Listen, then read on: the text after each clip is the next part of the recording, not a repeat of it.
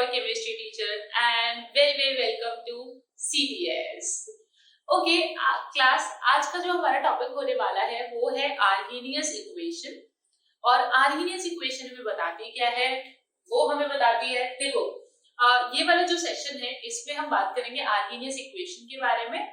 और Arrhenius equation क्या है मैं बता दूं। ओके, ये है कि टेम्परेचर का रेट कांस्टेंट पर क्या इफेक्ट होता है। और हम सेकंड चीज इसमें बात करने वाले हैं इफेक्ट ऑफ कैटलिस्ट। ठीक है, कैटलिस्ट का इफेक्ट वैसे मैंने इसको बता दिया है, इफेक्ट ऑफ कैटलिस्ट को रेट ऑफ रिएक्शन में बता दिया है, बट थोड़ा सा पार्ट है जो आपको कंपटीशन लेवल पर जानना चाहिए। ओके, और सरफेस केमिस्ट्री में भी आप ये पार्ट पढ़ोगे, तो इस वाले पार्ट में तो हम इन दो चीजों के बारे में बात करेंगे। और इससे जो अगला वाला पार्ट आएगा आपका, उसके अंदर हम सारे के सारे न्यूमेरिकल्स करेंगे कि आपके आर्हेनियस इक्वेशन में एडवांस लेवल तक किस तरह के क्वेश्चंस आए हुए हैं। ओके, और किस तरह के क्वेश्चंस आपके आ सकते हैं। तो आर्हेनियस इक्वेशंस के प्रैक्टिस क्वेश्चन आपको इससे अगली वीडियो में मिलेंगे। इस वीडियो में मिलेगा पूरा बेसिक्स ऑफ आर्हेनियस इक्वेशन। यही वीडियो हमें बताएगा कि हमें न्यूमेरिकल करने कैसे हैं। ठीक है, चलिए हम अपना टॉपिक शुरू करते हैं। Topic is Arrhenius equation. ठीक है, अब ये आर्हेनियस इक्वेशन बताता है, ये आर्हेनियस वाज द साइंटिस्ट जिन्होंने बताया था क्या, effect of temperature on rate constant. ये रेट कांस्टेंट पर बेटा ये इफेक्ट बताते हैं, यानी कि आर्हेनियस क्या बताते हैं कि रेट कांस्टेंट पे टेम्परेचर का क्या इफेक्ट पड़ेगा। बेटा इससे एडवांस में क्वेश्चन आ चुका है 2010। ठीक है, और बहुत छोटा सा ग्राफ पूछा हुआ था, बहुत सिंपल सा ग्राफ पूछा हुआ था, लेकिन वो बेसिक्स था। ठीक है, बहुत बेसिक से सवाल आते हैं और न्यूमेरिकल तो सीधे फॉर्मूला लगाओ न्यूमेरिकल हो जाते हैं। तो सबसे पहले हम इसको डिस्कस कर ले। इंपॉर्टेंट टॉपिक है, इसका मतलब ये जो है ये आपका कंपटीशन लेवल पर बहुत ही इंपॉर्टेंट टॉपिक है बेटा, एडवांस लेवल पर भी काफी इंपॉर्टेंट टॉपिक है। ठीक है, ओके देखते हैं बेटा। और हाँ, सीबीएसई लेवल पर भी इंपॉर्टेंट है, सीबीएसई वालों के लिए मैं बता दूंगी। देखो बेटा, जब आप इसको पूरा डेरिवेशन करोगे तो लास्ट में जो हमारा फॉर्मूला निकल कर आएगा सीबीएसई में, सीधा उससे क्वेश्चन आता है, सीधा बिल्कुल। ठीक है, न्यूमेरिकल आएगा, आपको वो फॉर्मूला अप्लाई करना होगा, बट वो फॉर्मूला कैसे आता है उसके लिए आपको यहाँ सीखना पड़ेगा। तो अच्छा देखो, तो हुआ क्या कि जो आर्हेनियस थे, आर्हेनियस ने देखो कोलिजन थ्योरी भी दी थी। अब जब इन्होंने कोलिजन थ्योरी दी तो बेटा कोलिजन थ्योरी देते हुए उन्होंने ये ओरिएंटेशन वाला फैक्टर भी बताया हमें, और कौन सा फैक्टर बताया, एनर्जी वाला फैक्टर भी बताया। तो बेटा इन्होंने एक बात बोली थी, इन्होंने कहा था, अगर कोलिजन थ्योरी वाला वीडियो नहीं देखा तो जाके देख लो।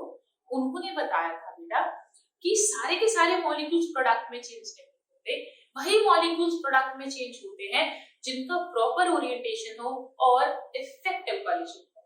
बात समझ आ रही है बेटा, यानी इफेक्टिव कोलिजन होना जरूरी है प्रोडक्ट में चेंज होने के लिए, ये आर्हेनियस ने बताया था। अब बेटा उन्होंने साथ में एक बात और बताई थी, मैंने आपको दो बैरियर्स पढ़ाए थे, एक ओरिएंटेशन एक एनर्जी बैरियर। तो वो जो एनर्जी बैरियर होता है उसको जो क्रॉस करने वाले मॉलिक्यूल्स हैं वही प्रोडक्ट में चेंज होते हैं, और वो जो फ्रैक्शन होता है बेटा, वो फ्रैक्शन, ठीक है, जो इस बैरियर को क्रॉस कर पाता है वो फ्रैक्शन होता है बेटा मेरा E minus A to the power E minus EA by RT। यही मेरा वो फ्रैक्शन है, fraction of molecules having energy more than threshold। और आपको पता है जिसकी एनर्जी थ्रेशोल्ड से ज्यादा होगी बेटा वही आपका किसमें चेंज हो पाएगा, वही आपका प्रोडक्ट में चेंज हो पाएगा। तो उसने कहा मेरा फ्रैक्शन ये है, और उसने साथ में एक बात कह दी कि यही जो फ्रैक्शन है ये रेट कांस्टेंट के डायरेक्टली प्रोपोर्शनल होता है, यानी कि rate constant is directly proportional to E minus EA by RT। बात समझ आ रही है, क्लियर। उसने ये कह दिया बेटा कि मेरा rate constant is fraction of molecules having the energy more than threshold, इसके इसके प्रोपोर्शनल होगा, ठीक है। यानी कि अगर ये नंबर बढ़ेगा तो आपका रेट कांस्टेंट भी बढ़ जाएगा, ठीक है। क्लियर हो रही है बेटा? क्वेश्चन बहुत बेसिक से आता है, बातों में ही घुमा देगा। इसका सवाल बहुत आसान है बेटा, बहुत आसान है, लेकिन वो आपको बातों में घुमाने की, सवाल वाला आपको बातों में घुमाने की पूरी कोशिश करेगा, इसलिए इसको बहुत ध्यान से समझना, ठीक है। ये हम रेट कांस्टेंट पर इफेक्ट देख रहे हैं, कोई बच्चा रेट ना लिख ले इसको, सबसे पहली बात। आप देखिए बेटा, यानी कि मेरा रेट कांस्टेंट प्रोपोर्शनल है इसके, बेटा इसको ऐसे भी लिख सकते हैं, एग्री लिख सकते हैं ना, ई लिख दो, एक्सपोनेंशियल लिख दो, बात एक ही है। अब देखो बेटा, अब देखो, अगर अगर मेरा ये प्रोपोर्शनैलिटी का साइन हटेगा तो मेरा एक कांस्टेंट आएगा, तो मैं उस कांस्टेंट को लिख देती हूँ a। a exponential minus TA by RT। क्या किसी को कोई परेशानी नहीं? अब देखिए बेटा, सवाल a के बारे में भी वो खूब पूछ लेता है, नीट वाले बच्चों ध्यान से देखो, a के बारे में खूब सवाल पूछ लेता है। असर्शन रीजन याद आए? देखो बेटा, असर्शन रीजन में भी काफी इंपॉर्टेंट है। जो a है इसको हम बोलते हैं, क्योंकि बेटा एक्सपोनेंशियल से पहले है, सोचो ना, एक्सपोनेंशियल से पहले लिखा हुआ है a, तो क्यों ना इसका नाम प्री एक्सपोनेंशियल फैक्टर रख दिया जाए, है ना? प्री एक्सपोनेंशियल फैक्टर, ये मैंने इसका नाम रख दिया, ठीक है। अब ये प्री एक्सपोनेंशियल फैक्टर है, बट आर्हीनियस ने भी तो, आर्हीनियस वाज द साइंटिस्ट ना, तो उनका भी तो कुछ हक बनता है ना? या हम सारा कॉमन सेंस ही लगा देंगे इसमें? तो उन्होंने इसको एक और फैक्टर नाम दिया, जिसको हम बोलते हैं बेटा फ्रीक्वेंसी फैक्टर। क्लियर? आर्हीनियस ने क्या इसको नाम दिया बेटा? फ्रीक्वेंसी फैक्टर भी नाम दिया। अब बेटा इसकी दो डेफिनेशंस बहुत फेमस है, बहुत ही फेमस है। सबसे पहले ये फ्रीक्वेंसी फैक्टर की डेफिनेशन देख लेंगे बेटा। फ्रीक्वेंसी फैक्टर क्यों बोला? एक मिनट बेटा, एक बात बताओ, अगर इसमें मैं टेम्परेचर को मैं इनफाइनाइट, यानी कि मैंने बहुत हीट कर दिया, बहुत हीट कर लिया, यानी कि एट इनफाइनाइट टेम्परेचर, बेटा यहाँ ध्यान से समझना, ये जो भी मैं लिखवा रही हूँ उसको बहुत ढंग से कॉपी में नोट कर लेना। सवाल यही से लगता है आपका, सवाल यही से लगता है, और आपको लगता है आखिरी फॉर्मूला याद कर जाओ, हो गया कॉम्पिटिशन में काम। नहीं होता है ऐसे काम। देखो, तो at t equal to infinity पर, यानी कि जब इनफाइनाइट, आप टेम्परेचर को क्या करो, खूब बढ़ाओ, ठीक है, तो क्या होगा जब बेटा ये इनफाइनाइट पर काम कर दोगे, तो ये जो k है, ये इक्वल लिख सकती हूँ मैं, लिख सकती हूँ भाई, लिख सकती हूँ ना, है ना? अब समझिए, ये जो a है, क्या मैं इसको बोल दूं, देखो t इंफिनिटी करना तो थियोरेटिकली ही पॉसिबल है, ये तो सिर्फ थ्योरी में ही पॉसिबल होगा, प्रैक्टिकली तो मैं नहीं कर सकती। तो मैं क्या इसको बोल दूं बाय डेफिनेशन क्या मैं इसको ये बोल दूं that a is maximum theoretical rate constant at temperature equal to infinity, यानी कि अगर आपका टेम्परेचर इंफिनिटी हो जाए तो जो मैक्सिमम रेट कांस्टेंट होगा, ये तो मैक्सिमम ही हो गया ना रेट कांस्टेंट की वैल्यू, ठीक है, और you can write it which can be achieved at equal to infinity, ठीक है, दोनों ही बातें सही होंगी। ये भी लिख सकते हैं maximum theoretical rate constant which can be achieved eight infinite temperature. तो बेटा ये इसकी एक डेफिनेशन हो गई। अब आते हैं अपनी अगली डेफिनेशन पर, बेहद इंपॉर्टेंट, समझिए बेटा, अगर ये आपका मैक्सिमम थियोरेटिकल रेट कांस्टेंट है, जो हम इनफाइनाइट टेम्परेचर पर क्या कर सकते हैं बेटा, अचीव कर सकते हैं, तो एक और चीज समझिए, ये क्या है बेटा, ये मैक्सिमम फ्रैक्शन ऑफ मॉलिक्यूल भी है। ये फ्रैक्शन ऑफ मॉलिक्यूल्स देखो ये फ्रैक्शन ऑफ मॉलिक्यूल्स में ना which having more than threshold energy, तो तो तो ध्यान से समझो बेटा, इसको मैं फ्रीक्वेंसी फैक्टर की डेफिनेशन को समझो बेटा, maximum fraction of molecules that can be converted to product, ठीक है। बात समझ आई क्या? ए के बारे में भी बेटा, ए के बारे में थ्योरेटिकल क्वेश्चन ज्यादा बन जाते हैं, इसीलिए ए को जानना, ए को समझना बहुत जरूरी है बेटा। चाहे आप कोई भी एग्जाम दो, चाहे बोर्ड एग्जाम दो, चाहे आप 11th 12th sorry board exam दे रहे हो, चाहे आप कॉम्पिटिटिव एग्जाम दे रहे हो, इन चीजों को समझना बहुत जरूरी है, ठीक है। तो मैंने आपको इस पूरे में क्या समझाया कि आरएमएस इक्वेशन क्या है, टेम्परेचर का इफेक्ट है रेट कांस्टेंट पर। ये मेरा फ्रैक्शन था मॉलिक्यूल का जो प्रोडक्ट में चेंज हो सकता है। ये रेट कांस्टेंट प्रोपोर्शनल है किसके भाई, किसके प्रोपोर्शनल है भाई, इस फ्रैक्शन के प्रोपोर्शनल है। यानी फ्रैक्शन ऑफ मॉलिक्यूल जितना ज्यादा होगा रेट कांस्टेंट उतना ज्यादा होगा, ऑफ कोर्स रेट भी उतना ही ज्यादा होगा। रेट कांस्टेंट बढ़ेगा तो रेट भी तो बढ़ेगा ही। तो rate constant directly proportional to this. आपने प्रोपोर्शनैलिटी का साइन हटाया तो आपका आ गया इक्वल टू आया। ए को मैंने क्या नाम दिए, दो नाम दिए, pre exponential factor, frequency factor, और क्या कह सकती हूँ मैं, मैक्सिमम थ्योरेटिकल रेट कांस्टेंट। कब आएगा, जब टेम्परेचर इनफाइनाइट कर देंगे। बेटा ये जो स्टेटमेंट्स हैं इनका ध्यान रखिएगा, ये कहीं भी आपको कभी भी पेपर में मिल सकती है, ठीक है। ओके बेटा, अब आगे चलते हैं हम।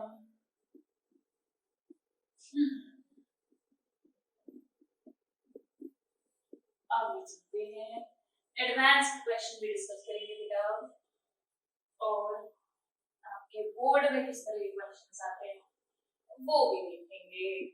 बस थोड़ा टाइम लीजिए इस टॉपिक को, बहुत ही बढ़िया टॉपिक है, बहुत आसान। आर्गेनियस इक्वेशन बेटा हमने इतना पार्ट कर लिया, ठीक है। तो मैंने आपको बता दिया कि k बराबर है a e की पावर माइनस का e बाय rt। सबसे पहले आपने ये देख लिया। अब देखो बेटा, अब ये लिखा हुआ है, आप इसका ln ले सकते हैं क्या, जल्दी बताइए। ले सकते हैं, आप इसका ln ले लो बेटा। तो ln k बराबर हो गया ln a माइनस का e बाय rt। सही बात है ना बेटा, यहाँ ln लेंगे तो ये आगे आ जाएगा, ln का बेस e होता है, ठीक है। वो हो गया 1, ठीक है, ये आ गया, क्लियर डन। अच्छा बेटा, अगर आप इसका लॉग लेंगे तो लॉग के बराबर क्या आ जाएगा, लॉग a। आपको देखो बेटा, मैंने कल एक बताया, जो आपकी लास्ट पे लेक्चर्स ये है उनमें बताया है, जब आप ln को लॉग में चेंज करते हो तो आप 2.303 से मल्टीप्लाई करते हो, ठीक है। तो आपने यहाँ भी किया मल्टीप्लाई, यहाँ भी किया मल्टीप्लाई, तो भाई जब आप कॉमन लेंगे उसको तो ये मेरा आ जाएगा 2.303 rt डिवाइड में आ जाएगा। भाई यहाँ भी आया, यहाँ भी आया, यहाँ नहीं आया, तो मैंने क्या किया, पूरे इक्वेशन में 2.303 से डिवाइड करा दिया। डिवाइड कराएंगे तो ऑफ कोर्स ये कट जाएगा, ये आ गया मेरा equation. Am I clear with it? अब आते हैं बेटा अपने ग्राफ्स की तरफ, ठीक है। अब आते हैं अपने ग्राफ की तरफ। ओके, ग्राफ से पहले ना इस इक्वेशन को और देखिए, ये इक्वेशन आ गई मेरी फाइनल इक्वेशन।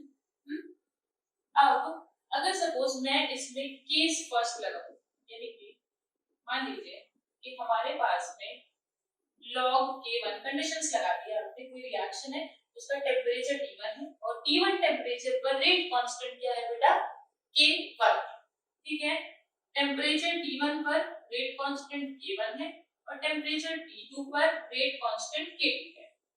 ओके, अब देखिए बेटा ध्यान से, अगर ऐसा है तो क्या मैं ये लिख सकती हूँ log, वही लिखते हैं log K1 equal to log A minus का, बेटा रिएक्शन तो सेम ही है ना, तो एक्टिवेशन एनर्जी तो बदलेगी नहीं और प्री एक्सपोनेंशियल फैक्टर भी नहीं बदलेगा, तो आपने इसको लिख दिया एज वेल सेम, ठीक है R P1। और अगला देखिए log K2 बराबर log A माइनस का EA 2.303 R2 लिख दिया। बेटा इसको बोला मैंने इक्वेशन 1, इसको बोला मैंने इक्वेशन 2। आप समझिए, अगर आप इन दोनों इक्वेशंस को ऐड कर दो, ठीक है, यानी कि इक्वेशन ऐड मत करो, एक आप करो माइनस करो, इक्वेशन 1 में से आप इक्वेशन 2 को माइनस कर दो। जब आप बेटा माइनस करेंगे तो माइनस माइनस और यहाँ आ जाएगा तो प्लस का साइन, सॉरी माइनस, ठीक है वो माइनस माइनस प्लस मैंने डायरेक्टली लगा दिया देखो, तो जब आपका माइनस का साइन आएगा तो ये तो इससे कट जाएगा और ये क्या आएगा log K1 minus log K2, तो आप क्या लिख सकते हो log K1 minus log K2 को, right K1 by K2, correct, ठीक है। अब देखो बेटा ये माइनस माइनस क्या हो जाएगा प्लस हो जाएगा, तो क्या आप EA by 2.303 को कॉमन ले लो, जब आप कॉमन लोगे तो ये क्या हो गया बेटा, ये तो प्लस हो गया यानी कि T2 और ये क्या है मेरा बेटा साइन माइनस में है, ये मेरा आ गया इक्वेशन।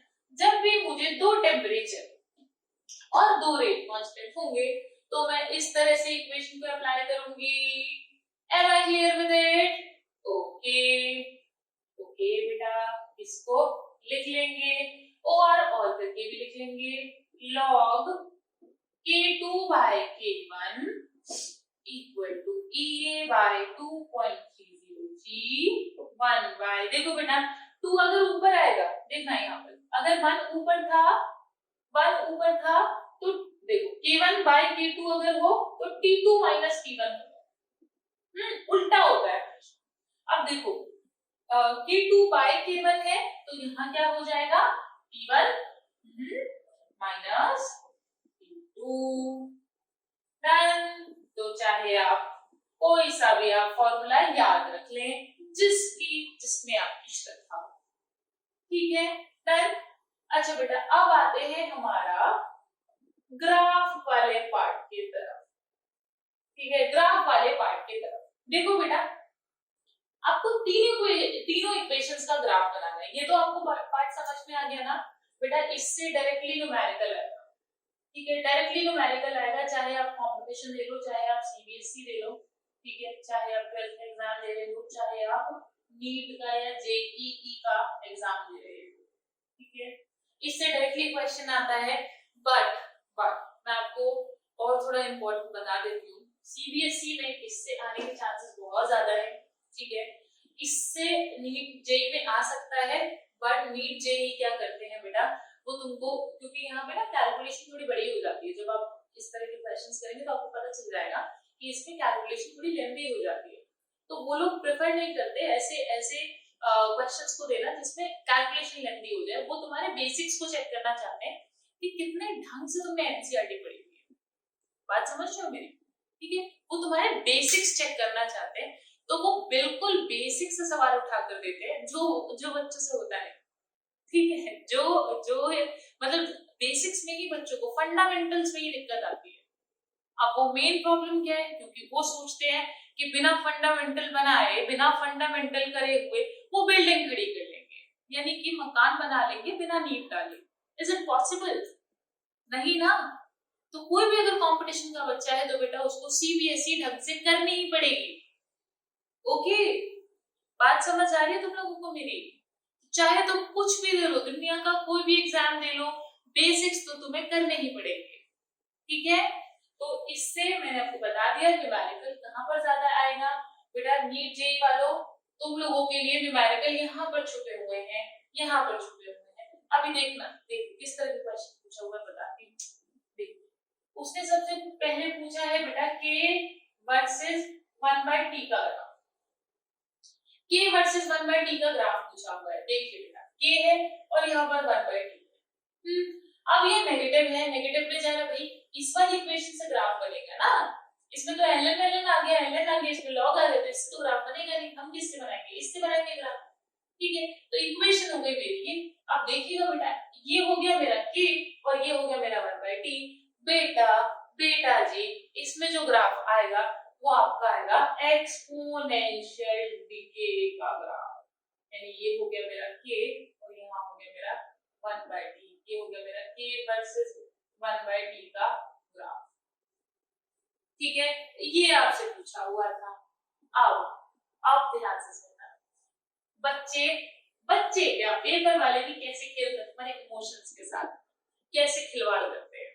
सवाल पूछा एडवांस ने 2010 में। ठीक है, ऑप्शन उसमें ये भी था। उसने पूछा था K वर्सेस T का ग्राफ। K वर्सेस T का ग्राफ, 1/t का नहीं, K वर्सेस T का। इसका ग्राफ तो कर लेते हैं, बुक में भी है। उसने पूछ लिया K वर्सेस T का ग्राफ। ठीक है, अब ये जो है कमी बच्चों ने किया होगा। अब ध्यान देना बेटा, जब दिमाग में इम्प्लांट हो जाता है ना, पूरे साल एक ही ग्राफ पड़ा होता है, तो वही नजर आता है फिर हर जगह। कुछ नहीं यार, मन तो लॉजिक तो ये कह रहा है, लेकिन दिल ये कह रहा है, और हमेशा जाओ दिल के साथ, लॉजिक के साथ तो कोई जाता नहीं। ठीक है, अब हो गया गलत। ध्यान से समझो बेटा, लॉजिक क्या कहता है कि जब भी आप टेम्परेचर को बढ़ाओगे तो रेट कांस्टेंट आपका बढ़ेगा। टेम्परेचर देख लो ना भाई, अगर यहाँ पर मैं इसकी वैल्यू को बढ़ाती जाऊं तो ये वैल्यू नेगेटिव में है, एक्सपोनेंशियल के नेगेटिव में, तो ये तो बढ़ेगी ना। ठीक है, बात समझ आए? चाहे नंबर रख के देख लो भाई, कोई भी नंबर रख के देख लो, आपको खुद पता चल जाएगा कि सामने वाली वैल्यू क्या हो रही है, बढ़ रही है। अब देखो, यानी कि जब भी आप टेम्परेचर बढ़ाओगे, और यार सिंपल सी चीज सोचो ना, जब भी हम टेम्परेचर बढ़ाते हैं तो मैंने क्या पढ़ाया था आपको, इफेक्ट ऑन रेट पढ़ाया था, याद करो कि जब भी आप टेम्परेचर बढ़ाते हो तो जनरली रेट ऑफ रिएक्शन बढ़ता है। ठीक है, और रेट कांस्टेंट भी आर्हेनियस क्या बता रहा है, कब से चीख के बता रहा है कि जब आप टेम्परेचर बढ़ाओ तो रेट कांस्टेंट क्या होता है बेटा, बढ़ता है। और अगर बढ़ेगा तो बेटा ये एक्सपोनेंशियली बढ़ता है। ठीक है, यहाँ पर बेटा रेट लिख लेना, rate increases with rate constant increases with temperature exponentially. ठीक है बेटा, ये ग्राफ जरूर कर लेना, बहुत ही इंपॉर्टेंट है। क्लियर हो गई बेटा बात? अब यहीं पर सोचो बेटा, ये तो है कि भाई एक्सपोनेंशियली इंक्रीज हो रहा है, ये एक्सपोनेंशियली डिक्रीज हो रहा है। यहाँ पर क्या लिख दूंगी मैं, एक्सपोनेंशियली डिक्रीज। ये एक्सपोनेंशियली डिक्रीज हो रहा है क्योंकि K वर्सेस T नहीं है, K वर्सेस 1/t है ना। टेम्परेचर उल्टा है अब यहाँ पर, कि अगर मेरा टेम्परेचर बढ़ाओगे, यहाँ पर देखो, ये देखो बेटा ग्राफ, टेम्परेचर देखो, टेम्परेचर यहाँ था तो K यहाँ आया, टेम्परेचर यहाँ आया तो रेट कांस्टेंट भी मेरा बढ़ गया। ग्राफ देखना है भाई, पहले भी सिखाया मैंने ग्राफ। हाँ, कि देखो टेम्परेचर यहाँ है तो मेरा टेम्परेचर यहाँ है तो इस पर रेट देख लो, रेट यहाँ आ रहा है।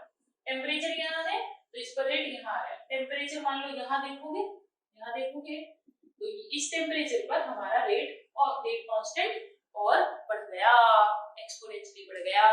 इसमें देखेंगे बेटा, इसमें आके इस तरफ, ठीक है, इस तरफ अगर आप इस टेम्परेचर को बढ़ाओगे तो रेट क्या हो जाएगा बेटा, धीरे धीरे कम होता जाएगा। देखिए ये 1/t बढ़ता जा रहा है, 1/t इस तरफ, सॉरी 1/t इस तरफ क्या होगा बेटा, कम होता जा रहा है, और हमारा रेट कांस्टेंट बढ़ता जा रहा है। बेटा ये देखो ना, ये 1/t है तो इधर जाओगे तो कम होगा, उधर जाओगे तो बढ़ेगा, है ना, उधर जाओगे तो बढ़ेगा। ये बिल्कुल वो इलेक्ट्रोकेमिस्ट्री में पढ़ते हो ना, ऑस्वाल्ड, ठीक है, बिल्कुल वैसा ही ग्राफ है। उसमें पढ़ते हो ना कंडक्टेंस वर्सेस कंसंट्रेशन का graph, molar conductance versus concentration का ग्राफ, जो वीक इलेक्ट्रोलाइट का होता है, बिल्कुल वैसा ही है। देखना बेटा, यहाँ से आप क्या कर रहे हो, आप इस तरफ जाते जा रहे हो, तो ये क्या हो रहा है, 1/t कम होता जा रहा है, 1/t कम होता जा रहा है और हमारा ये बढ़ता जा रहा है। Okay, am I clear with it? I am. तो चलो अब आगे बढ़ते हैं। ये मैंने दो ग्राफ करा दिए, अब इन दोनों के ग्राफ क्या तुम खुद बना लोगे या मैं बनाकर दिखाऊं? चलो मैं ही बनाकर दिखाती हूँ। और कौन बनाकर दिखाएगा भाई? तुम लोग अपनी कॉपी में बना सकते हो तो बनाओ, अच्छा लगेगा मुझे। ओके, इसको हटा दे। इसका ग्राफ तो बन चुका, अब इसका और इसका ग्राफ बचा है। देखिए मुझे बनाना है ग्राफ, मुझसे पूछा है ln k वर्सेस 1/t का ग्राफ। तो ये हो गया मेरा y, ये हो गया मेरा mx और ये हो गया मेरा c। तो यहाँ देखिए बेटा x तो मेरा 1/t हो गया, तो मेरा स्लोप क्या हो गया? स्लोप कितना हो गया बेटा? ये बाय आर, वो भी किसमें? नेगेटिव में। और इंटरसेप्ट मेरा हो गया, इंटरसेप्ट हो गया बेटा मेरा प्लस का ln k। Am I clear with it? Okay, I think I am. अब देखो बेटा ध्यान से, ये है स्लोप मेरा नेगेटिव में है, तो आप क्या करेंगे बेटा? इसको नीचे की तरफ ड्रॉ कर देंगे, नीचे की तरफ ड्रॉ कर देंगे। बेटा स्लोप पर भी एडवांस में जेईई में क्वेश्चन आ चुका है। बात समझ आ रही है? ग्राफ जरूर करने हैं, they are very very important. ठीक है, आप क्वेश्चन पेपर उठाना, जो लास्ट ईयर के पास्ट ईयर के पेपर्स है आपको देखने को बहुत सारे क्वेश्चंस मिल जाएंगे इस तरह के। मैंने कहा है वो तुम्हारे बेसिक्स चेक करेगा, तुम्हारा कैलकुलेशन नहीं। भाई मैथ्स तो वो तुम्हारी मैथ्स वाले सेक्शन में चेक कर लेता है, ठीक है, वो तो केमिस्ट्री वाले सेक्शन में केमिस्ट्री चेक करेगा। देखिए अब अगला उसने पूछा कि ग्राफ बता दो log k और 1/t के। ठीक है, ध्यान से देख लेना, जब सवाल आए ना तो बेटा ध्यान से देख लेना कि ln का कह रहा है ग्राफ या log का कह रहा है। कई बार तुम 2.303 लगाना भूलोगे, वो काम हो जाएगा। ठीक है, देखो देखिएगा अब ये क्या है इक्वेशन, log k बराबर log a माइनस का EA बाय 2.303 RB।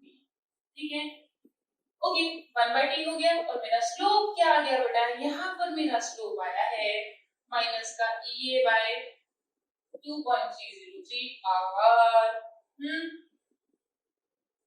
ये हो गया मेरा स्लोप माइनस का EA बाय R को बात करने जा रही थी 2.303 माइनस माइनस लगाना कभी ना भूले बेटा, कभी भी ना भूले। और इंटरसेप्ट तो आपको पता ही है, यहाँ पर होगा ln a, वहां होगा log a। ठीक है, ओके तो कर लिया तुम लोगों ने, इतना पार्ट तुम लोगों को समझ में आया? अच्छे से आया? Very good. तो हमने क्या कर लिया? हमने आर्हेनियस इक्वेशन को समझ लिया। ठीक है, आर्हेनियस इक्वेशन समझ ली, उसका क्या इफेक्ट होता है वो समझ लिया, और उसके सारे ग्राफ पढ़ लिए। ग्राफ जरूरी करना है बेटा, कंपटीशन वाले बच्चे को बहुत ही जरूरी करना है। ठीक है, और सीबीएसई वालों को मैंने बता दिया कहाँ से इंपॉर्टेंट होगा बेटा। और हाँ, मैंने तुम्हें लास्ट क्लास में भी बोला था कि अपने जो प्रीवियस ईयर के सीबीएसई वाले बच्चे, प्रीवियस ईयर के जो पास्ट ईयर के पेपर्स है उनको अभी से इंक्लूड करो बेटा, अभी से इंक्लूड करो और अभी से करना शुरू करो। ये जो है ये चैप्टर अभी दो लेक्चर्स आई थिंक और बचे हैं इसके, 2 लेक्चर्स कराने के बाद में पूरा हो जाएगा। तो अपने प्रीवियस ईयर जो है उसको अभी से लगाने लगना। पास्ट मतलब लास्ट के 2-3 महीने में नहीं हो पाती बेटा, क्योंकि फिजिक्स केमिस्ट्री में आता है, टोल्ड यू सबके लेकर बैठे होते हो तुम।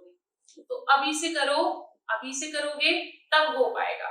ओके, और कॉन्फिडेंस भी अलग आएगा, ट्रस्ट भी, बहुत कॉन्फिडेंस आता है जब होता है कि हाँ तुम्हारी बुक ऑलरेडी प्रीवियस ईयर के पेपर्स तुमने ऑलरेडी कर लिए हैं, चैप्टर में एक अलग सा कॉन्फिडेंस आता है तुम लोगों को।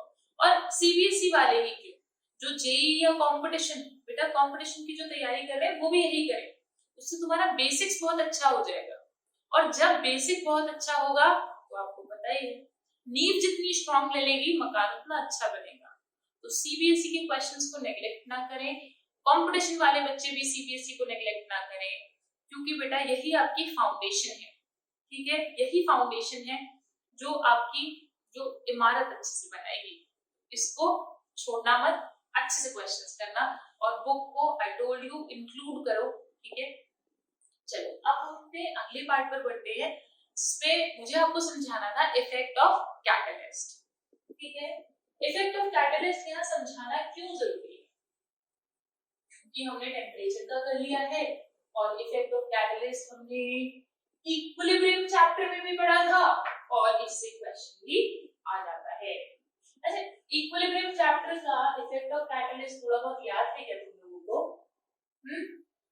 क्योंकि वो पूछ लेता है कि क्या तुम्हें बताओ, क्या इक्विलिब्रियम कांस्टेंट को कैटलिस्ट अफेक्ट करता है? क्योंकि इतना तो तुमने पढ़ रखा है व्हाट इज कैटलिस्ट, बताओ। क्या इफेक्ट करता है क्या कैटलिस्ट इक्विलिब्रियम कांस्टेंट को? नहीं करता, क्योंकि जिस रेट से, देखो आपको पता है कि कैटलिस्ट क्या करता है, कैटलिस्ट रिएक्शन को, देखो दो तरह के कैटलिस्ट होते हैं, पॉजिटिव एक नेगेटिव। जो पॉजिटिव कैटलिस्ट होगा वो रेट ऑफ रिएक्शन को बढ़ा देगा, ठीक है, और जो नेगेटिव कैटलिस्ट होगा वो रेट ऑफ रिएक्शन को क्या कर देगा, इनहिबिट कर देगा, कम कर देगा, ठीक है। और अगर मैं किसी इक्विलिब्रियम रिएक्शन की बात कर रही हूँ बेटा, जो रिएक्शन हमारा इक्विलिब्रियम में हो, अगर मैं उसकी बात कर रही हूँ, तो जितना रिएक्शन फॉरवर्ड जाएगा उतना ही बैकवर्ड जाता है, और कैटलिस्ट बेचारा जितना उसको फॉरवर्ड ढकेलता है फिर उसको उतना ही बैकवर्ड ले आता है। तो ओवरऑल कोई भी इक्विलिब्रियम कांस्टेंट पर कोई भी इफेक्ट नहीं आता, है ना, क्योंकि इक्विलिब्रियम कांस्टेंट क्या होता है, k forward divided by k backward. तो फॉरवर्ड का रेट कांस्टेंट जितना बढ़ाया उतना ही उसने क्या कर दिया बेटा, बैकवर्ड का बढ़ा दिया, तो कोई इफेक्ट ही नहीं आया। Am I clear with it? तो बेटा कई बार क्या करता है वो इफेक्ट ऑफ कैटलिस्ट पूछ लेता है कि आपका इफेक्ट ऑफ कैटलिस्ट में क्या वो ऑल्टर नहीं करता, तो वो इक्विलिब्रियम को ऑल्टर नहीं करता, वो गिब्स फ्री एनर्जी को भी ऑल्टर नहीं करता, ठीक है, गिब्स फ्री एनर्जी भी चेंज नहीं होती है। अब आते हैं कैटलिस्ट की बात करते हैं, फटाफट करते हैं इसको। देखिए बेटा, जो हमारा कैटलिस्ट है मैंने आपको बताया, एक होता है पॉजिटिव कैटलिस्ट और एक होता है हमारा नेगेटिव, ठीक है। पॉजिटिव क्या करेगा बेटा, हमारा रेट ऑफ रिएक्शन को बढ़ा देगा।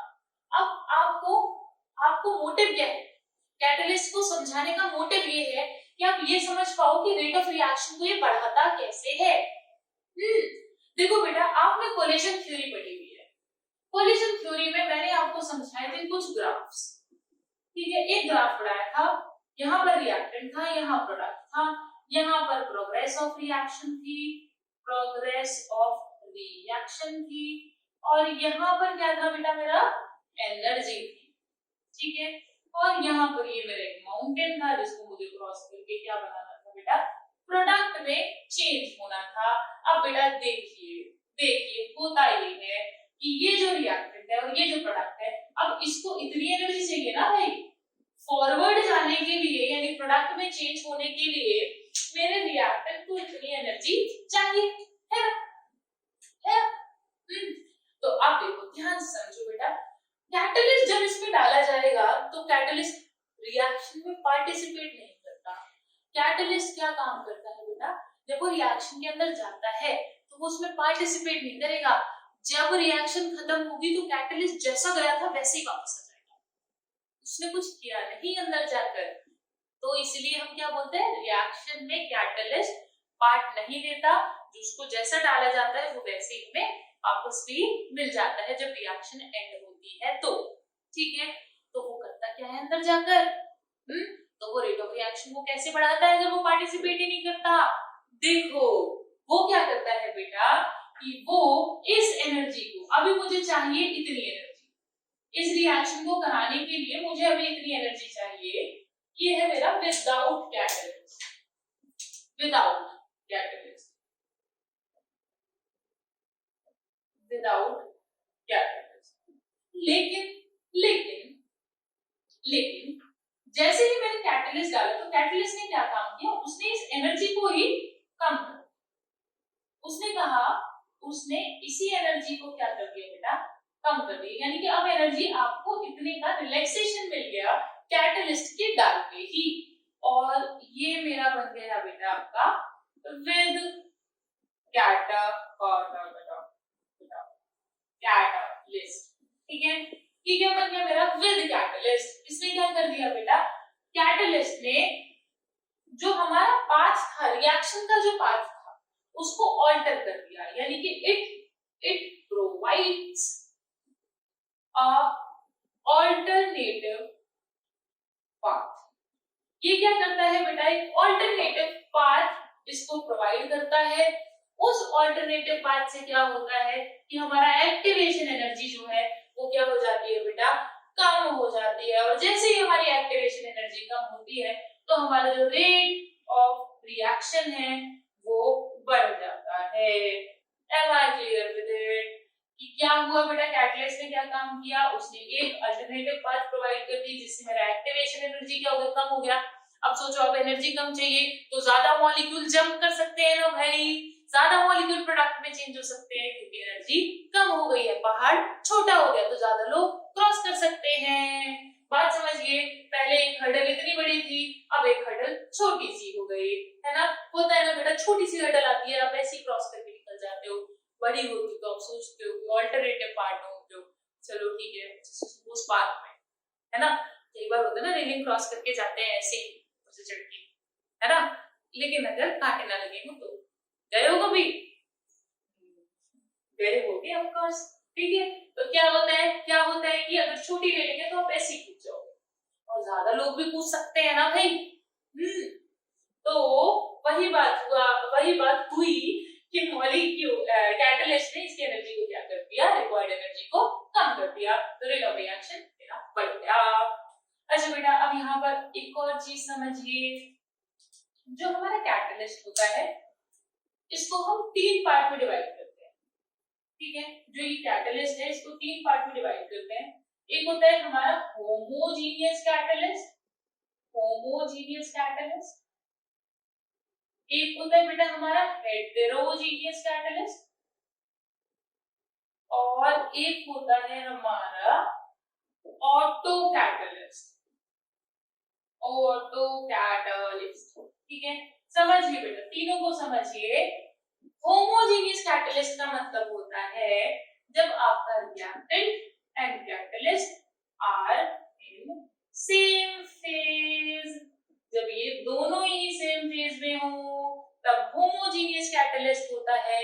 जैसे कि आपको एक एग्जांपल देती हूँ, SO2 को जब हम SO3 में कन्वर्ट करते हैं बेटा, SO3 में कन्वर्ट करते हैं, H2SO4 बनाते हुए एक प्रोसेस है बेटा, ये जब H2SO4 बनाते हैं ना तो उसमें ये छोटा सा प्रोसेस आता है, हमारी छोटी सी इक्वेशन आती है जिसमें हम SO2 को चेंज करते हैं SO3। ठीक है, तो अब यहाँ पर मैं एक कैटलिस्ट यूज करती हूँ NO। अगर मैंने इसको गैस फेज में यूज किया तो देखिए बेटा, ये भी गैस है, ये भी गैस है, तो ये जो मेरा कैटालिसिस हुआ ये मेरा एग्जांपल हुआ होमोजीनियस कैटालिसिस का, और मैं कहूंगी होमोजीनियस कैटलिस्ट।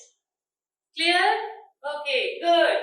और हेटेरोजीनियस कैटलिस्ट क्या होता है भाई, देखो, हेटेरोजीनियस कैटलिस्ट में होगा SO2 plus O2 gives you B2O5। ठीक है, B2O5 गैस स्टेट में ले लिया, ये भी गैस बन गई गैस, मतलब SO3 गैस बन गई। ठीक है, तो होगा क्या बेटा, यहाँ देखिए OO, एक मिनट, ये हो गया मेरा सॉलिड। जब मैंने इनकी फेज को डिफरेंट ले लिया, यानी कि मेरा reactant and catalyst are in different phase, तो मेरा होता है हमारा होमोजेनियस कैटलिस्ट। बेटा दिस इज इंपॉर्टेंट, समझिए, अभी बताते हैं हम CBSE के लिए, KIIT के लिए।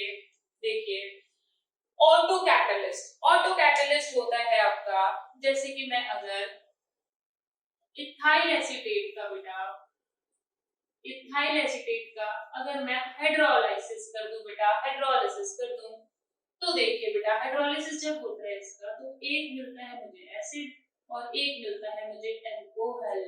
ये जो मुझे एसिड वाला पार्ट मिला है, ये जो मेरा एसिड है, यही बेटा ऑटो कैटलिस्ट होता है। यही इस रिएक्शन में खुद ही कैटलिस्ट का काम शुरू कर देता है। सेल्फ डिपेंडेंट, किसी पर डिपेंडेंट नहीं है, खुद पर डिपेंडेंट है। उसने सोचा बाहर से क्या कैटलिस्ट मंगाना, चलो मैं ही कैटालिसिस शुरू कर देता हूँ, because I am a weak acid. और इस रिएक्शन का कैटालिसिस भी क्या होता है, कैटलिस्ट भी क्या होता है, H+ होता है।